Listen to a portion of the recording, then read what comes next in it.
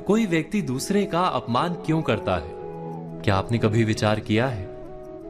वैसे तो हम भी बिना कारण बहुतों का अपमान करते हैं। हमारा अपना अपमान भी बहुत बार होता है।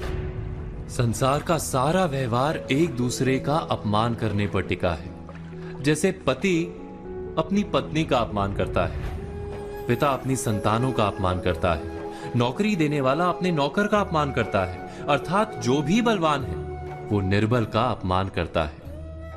यदि हम शक्तिमान हैं तो अपमान के बदले में लड़ाई करते हैं, और यदि लड़ने की शक्ति नहीं होती तो हम अपमान सह लेते हैं, स्वयं को निर्बल और असहाय मान लेते हैं। हमें छोटे होने का एहसास होता है। ऐसा प्रतीत होता है जैसे हमारी आत्मा कुचली गई हो। किंतु कोई किसी का अपमान क्यों करता है? हम विचार कर रहे थे कि जब अपमान होता है तो मनुष्य को अपनी निर्बलता का एहसास होता है, और निर्बलता का बोध मनुष्य को कुचल देता है।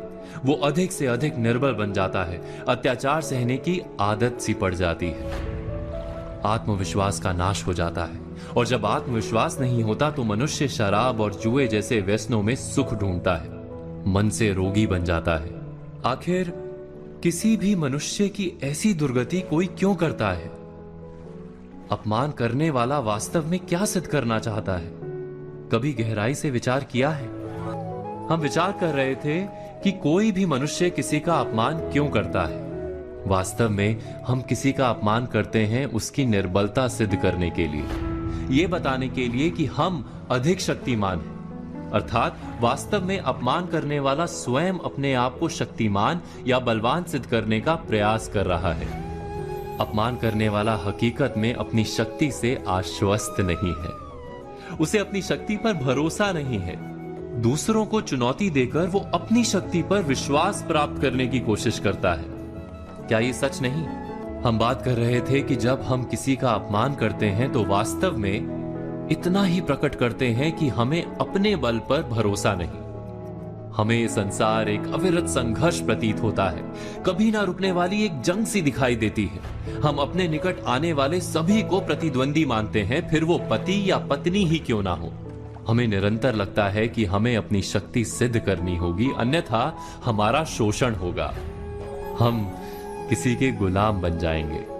किंतु क्या हमने कभी विचार किया है कि दूसरों को प्रतिद्वंदी अर्थात दुश्मन मानने के बदले कलीग मान लें, हमारी सहायता करने वाले सहयोगी मान लें, अर्थात दूसरे व्यक्ति को प्रेम करें तो उसका अपमान करना आवश्यक ही नहीं होगा। किंतु प्रेम करने के लिए आत्मविश्वास आवश्यक है। जिसे अपनी शक्ति पर विश्वास नहीं, वो प्रेम कर ही नहीं सकता। अर्थात जिसका हृदय आत्मविश्वास से भरा होता है, ना वो अपमान करता है, ना अपमान को स्वीकार करता है। क्या ये सत्य नहीं? इस तथ्य पर विचार अवश्य कीजिएगा।